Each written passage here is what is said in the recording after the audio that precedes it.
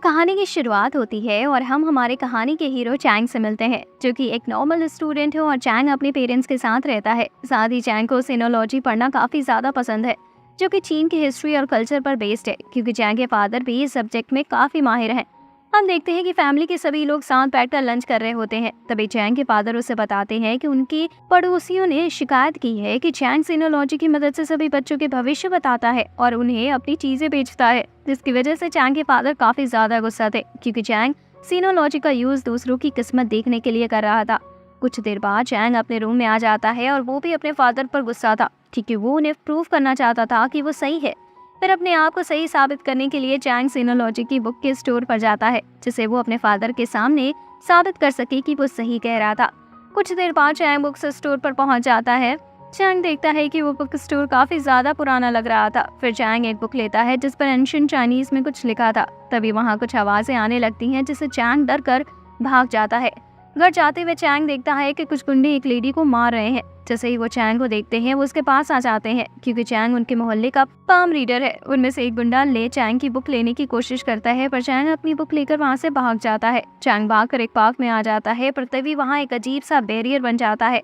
Chang को कुछ समझ नहीं आ रहा होता है कि वहाँ हो क्या रहा है। तभी ले एक बड़े सोल्जर के साथ चैंग के सामने आता है, जो कि ले का होली वेपन है। ले के पास थी और वो चैंग से उसकी बेइज्जती का बदला लेने आया था। ले चैंग को काफी पिटवाता है, फिर अपने सोल्जर को चैंग को मार देने का ऑर्डर भी दे देता है। पर चैंग मरता है इससे पहले वो गलती से एक अपनी होली वेपन वहां बुला लेता है, जो कि एक लेजेंडरी वॉरियर था। वो लेजेंडरी वॉरियर चैंग को मरने से बचा लेता है। उस लेजेंडरी वॉरियर का नाम शाओ है और वो अपनी एक ही अटैक से ले और उसके होली वेपन को आसानी से हरा देता है।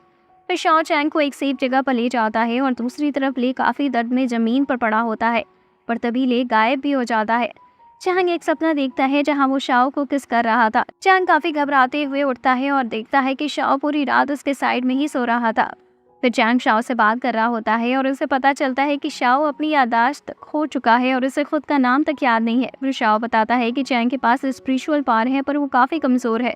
कुछ देर बाद चैंग के घर पर लड़की आती है और वो बताती है कि उसका नाम शू है और वो चैंग की क्लासमेट है। चैंग और शू बाहर जाते हैं, पर चैंग को याद नहीं आ रहा था कि वो उस लड़की से कब मिला था। फिर शू बताती है कि उसे पता है कि चैंग ने एक होली वेपन बुलाया है।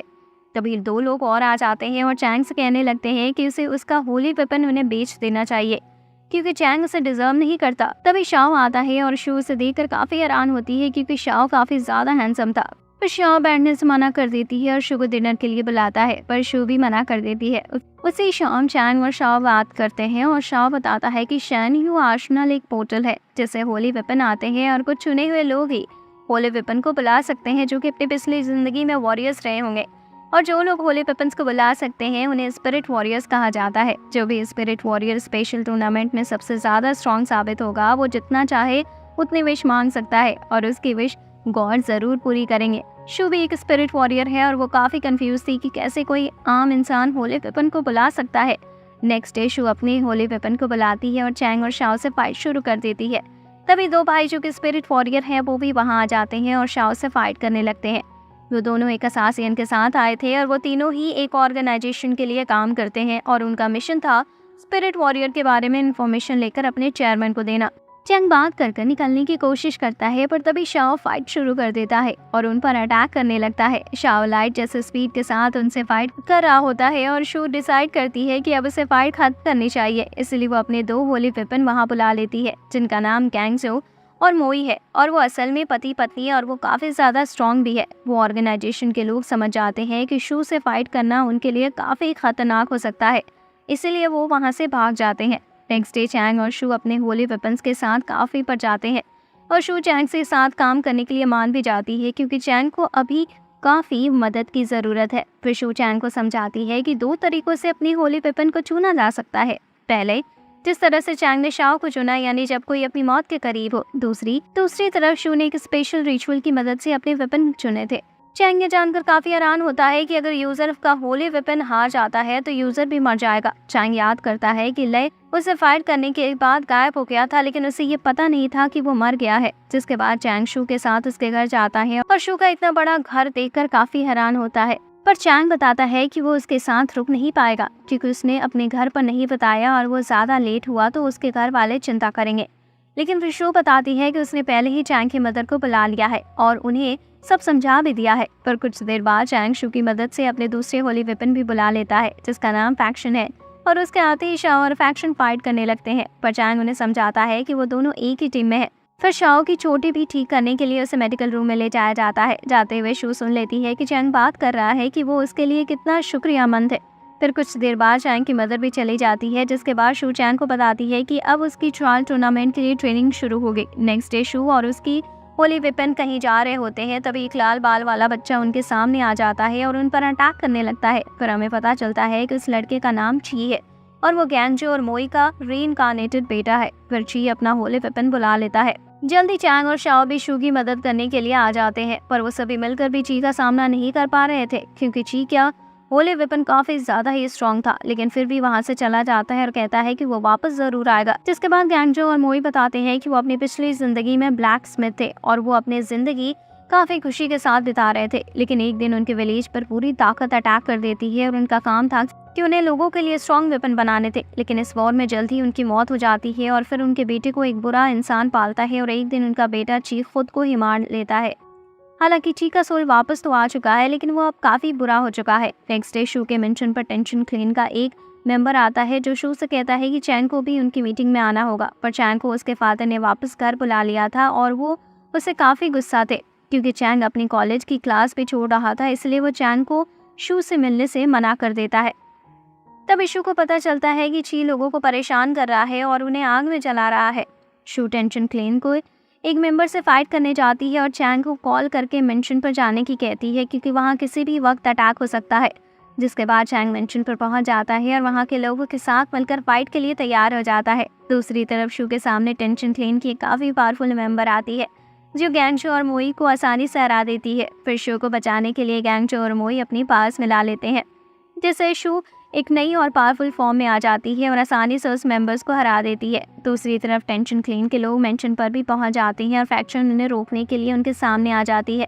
बैटल शुरू होती है और जल्दी चैंग की टीम जीतने भी लगती है। लेकिन तभी टेंशन के लोगों में से एक चैंग को मारने वाला था, लेकिन तभी फैक्शन बीच में आ जाती है और चाकू से लग जाता है। फैक्शन ने इससे पहले भी अपने मास्टर को फाइट में खोया था और वो फिर से ऐसा नहीं होना देना चाहती। चैंग फैक्शन को पकड़ लेता है और रोने लगता है, पर फैक्शन चैंग को बाय करती है और उसके हाथों में मर जाती है। तभी वहाँ शू भी मदद के लिए आ जाती है, पर साथ ही टेंशन क्लीन के दोनों भाई भी वापस आ जाते हैं और अपनी पूरी पावर के साथ अटैक करने लगते हैं। फिर शाओ अपनी पावर बढ़ा लेता है और अटैक करने के लिए तैयार था। साथ ही चैंग अपनी ब्लड की मदद से शाओ की पावर और ज्यादा बढ़ा देता है। शाओ एक काफी पावरफुल अटैक करता है जिसकी वजह से दोनों भाइयों को भागना पड़ता है। दोनों ही फॉरेस्ट में बातें कर रहे होते हैं, लेकिन तभी पीछे से शाओ आता है और अपने दोनों भाइयों में से एक को मार देता है और मुस्कुराकर वहां से चला भी जाता है। जिसके बाद बचा हुआ भाई टेंशन चेयरमैन को बताता है जो शाओ ने किया, और चेयरमैन कहता है कि वह जरूर इसका बदला लेगा। चैंग को हॉस्पिटल में लाया जाता है क्योंकि उसने अपना काफी सारा ब्लड गिरा दिया था। फिर चैंग और शू को चेयरमैन बुलाता है, वो दोनों उससे मिलने पहुंच जाते हैं। चेयरमैन सामने आता है और चैंग को उसकी होली वेपन को बुलाने को कहता है। फिर शाओ सामने आता है। फिर चेयरमैन बताता है कि उसका नाम जेन है और वो अपने साथी की मौत का बदला शाओ से लेकर रहेगा। फिर जेन और शाओ दोनों ही फाइट करने लगते हैं। जेन टेलीपोर्ट की पावर यूज कर रहा था, जिसकी वजह से शाओ को काफी मुश्किलें हो रही थी।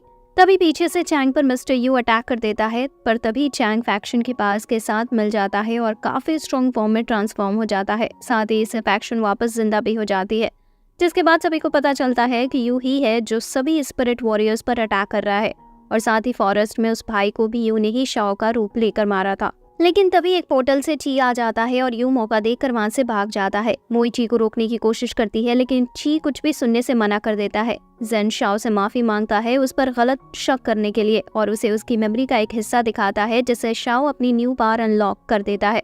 तभी ची के पोर्टल से चैंग और इसके साथ ही किसी अजीब जगह पर पहुंच जाते हैं। लेकिन जब चैंग और शाओ के पास इतनी पास थी कि वो ची को हरा सकते थे, फिर अपनी एक पावरफुल अटैक से चैंग और शाओ मिलकर भी ची को हरा देते हैं और उसे इविल लॉर्ड की पावर हट जाती है। दूसरी तरफ हम देखते हैं कि मिस्टर यू ने चैंग की मदर के साथ कुछ किया, जिसकी वजह से वो बेहोश हो जाती है। तभी शू के पास कॉल आता है और वह बताता है कि चैंग की मदर की हालत काफी ज्यादा खराब है। चैंग जल्द ही अपने मदर के पास जाता है और उसे उसके फादर को बचाने की कहती है, जिसके बाद शू और चैंग एक दूसरे की मदद करने का वादा करते हैं। तभी शाओ को भी उसके पास की कुछ बातें याद आ रही होती है कुछ देर बाद शू को यू का लोकेशन पता चल जाता है और वो सभी उस जगह पर टेलीपोर्ट हो जाते हैं। तभी यू होलोग्राम के जरिए उनके सामने आता है और दिखाता है कि उसने चैंग के फादर को चेन से बांध रखा है। फिर वो एक पोर्टल बनाता है और सिर्फ चैंग को आने के लिए कहता है। फिर चैंग पोर्टल के अंदर जाता है। फिर यू चैंग को बताने लगता है कि 1000 साल पहले सभी बीस्ट थे और अगर वो दोनों एक साथ आ जाएं तो वो सभी बीस्ट के पास अब्सॉर्ब कर सकते हैं। पर तभी वहाँ शाओ आ जाता है और यू पर अटैक करके उसका मांस काट देता है। यू का चेहरा देखकर शाओ को ऐसा लगता है कि जैसे वो उससे पहले भी मिला है। चैंग और शाओ मिलकर अटैक करने की कोशिश करते हैं पर वो ऐसा नहीं कर पाते, जिसकी वजह से यू उन पर हंसता है और शाओ को हराने लगता है। फिर यू शाओ को जमीन पर गिरा देता है और उसकी पावर एब्जॉर्ब करने लगता है जिससे वो और ज्यादा स्ट्रॉन्ग बन सके। फिर यू शाओ को उसकी लाइफ की मेमोरी भी दिखाता है। शाओ देखता है कि वो उसकी लाइफ में बिल्कुल अकेला था और साथ ही किंग ने भी उसे किंगडम से निकाल दिया था, जिसकी वजह से शाओ को अकेले ही फॉरेस्ट में जाना पड़ा। अपने जिंदगी के बारे में जानकर शाओ काफी ज्यादा निराश होने लगता है।